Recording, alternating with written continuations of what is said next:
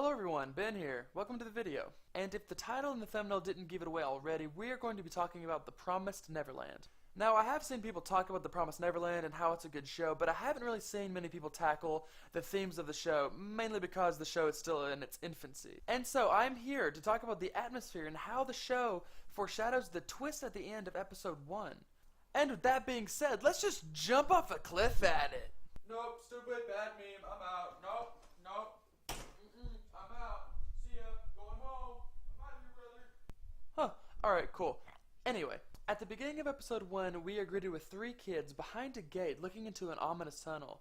This is actually the first bit of foreshadowing that we are met with in the show. A lot of questions arrive when we see this visual. What is the gate and what is it keeping out? These are the questions that not only we, the viewer, ask, but it's also the questions that the kids ask one another. The contrast between the tunnel and the outside tells us a lot about the show. The outside is bright, colorful, and even the kids' interaction around the gate is mostly cheerful, especially with Emma saying that she wants to ride a giraffe when she gets on the outside. While the tunnel itself, it's dark, dreary, and devoid of all color, feeding us the image that something unsightly is on the other side of this gate. The contrast between the two is night and day.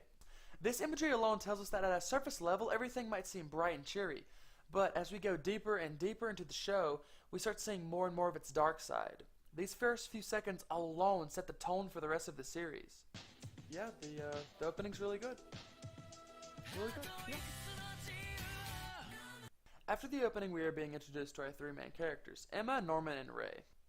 It roughly goes over the characters' strengths, along with trying to let the audience know that these 3 are head and shoulders above every other kid there. Through the games of tag and announcing that these 3 got perfect scores on their tests, it lets us know that they're not regular children. It also introduced us to a character that all the kids refer to as Mama, implying that she's the caretaker of all of these children. We are now brought outside to the dreaded outdoors where all the kids have gathered because they're about to play a game of tag, where Norman is it and he has to find all of the other kids, apart from Ray who's keeping time. And as one of the smartest kids there, Norman makes short work of finding the kids. He finds them all relatively easy. All of these events are, again, bright and cheery. And why wouldn't it be? It's just kids playing a game.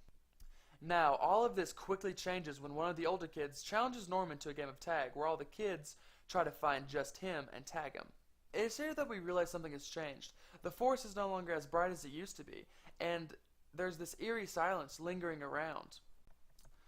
Once again, we find our 3 main characters in a place where their mama told them not to be, and it struck me as odd because their caretaker not only told them to stay away from the gate, which made sense, but she told them to stay away from a small fence. This immediately struck me as odd because why would their caretaker tell them to stay away from such a small fence? It clearly can't keep anything out. Hey, is that foreshadowing I hear? Well, now that you mention it, with the caretaker telling them not to go near the fence or the gate, there's clearly something that she doesn't want them to see, and I think this is foreshadowing for what is soon to happen in this episode.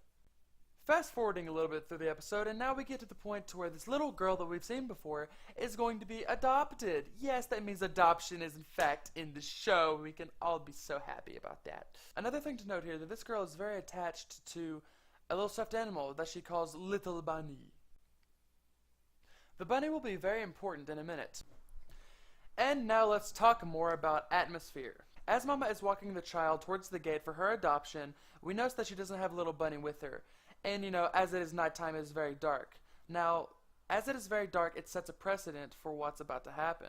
The way Mama is acting is also setting a precedent because she's acting kind of strange. She's humming a weird tune, and when the girl asks what tune it is, she kind of just looks at her and continues humming. Going back to the house, Emma finds Little Bunny and is very distraught that it's still here. Now, this is where I pick up on some more foreshadowing. If you ever dealt with kids before, you know that children would never willingly leave their precious toys behind because it makes them feel comfortable when they're going to new places. This means that Mama intentionally left the toy at the house for some unknown reason. It is at this point that Norman and Emma feel obligated to become heroes and take the toy to the little child so she doesn't feel alone without her little bunny. But when they arrive, something unfortunate had already taken place.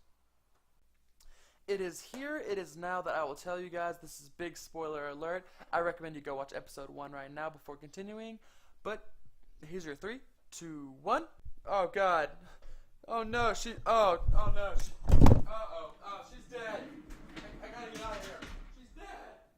Huh, okay. Now that I've calmed down a little bit, it is now known to us why all of these rules were in place, why the kids were not allowed near the gate or the fence, is because they're not being protected from anything.